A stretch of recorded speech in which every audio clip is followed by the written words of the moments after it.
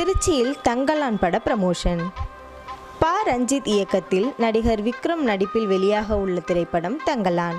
இந்த திரைப்படம் வரும் ஆகஸ்ட் 15ஆம் தேதி திரையரங்குகளில் வெளியாகியுள்ள நிலையில் படக்குழு படத்தின் ப்ரமோஷன் வேலைகளில் ஈடுபட்டு வருகிறது.